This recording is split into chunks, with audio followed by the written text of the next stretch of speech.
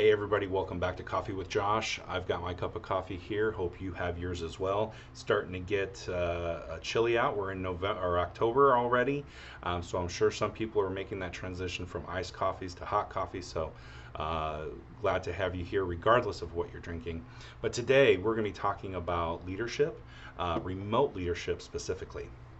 So one of the interesting things about my role here at Chowdeck and as the executive director of the Knowledge Center and director of Caregiver Connections, one of our statewide programs, is that most of my staff, with the exception of just two, everybody I work with, all my colleagues, my supervisees, are all remote. And so one of the things that I wanted to talk about is how's that look different? What are the things that maybe I need to be doing differently as a leader who has remote staff and colleagues in being able to stay connected with them? The first thing is communication, communication, communication.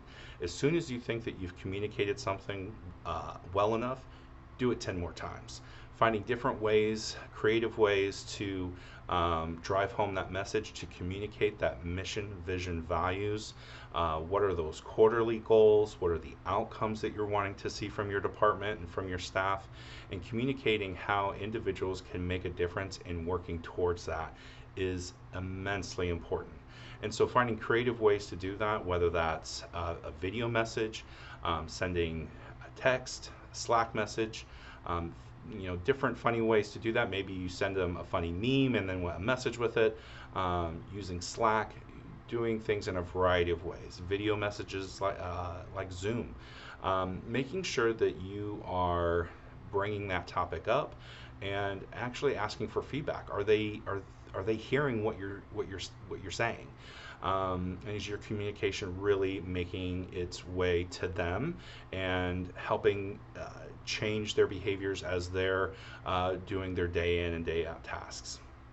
The next thing is so often as human beings, it's really easy to focus on what I need, or what I'm doing, or what my focus is. And really, as a leader, it's important to be a servant leader. And so, really thinking about and focusing on others. And when we do that, we're really putting our needs aside. And what that's going to do is help build relationships with your colleagues and staff. That's going to help build trust and really help build employee engagement. And when you're doing all those things, you're building relationships, you're building trust, you're building that employee engagement. Those things that you need to have happen actually get done. And so it's just kind of trusting the process that when you, as a leader, are really pouring yourself and being there for your staff and colleagues, that they then show up for you. Um, so hopefully that was helpful. I know that a lot of us are still kind of in that place of remote work, and some people are making that transition back to the office or having, staying remote or somewhere in between.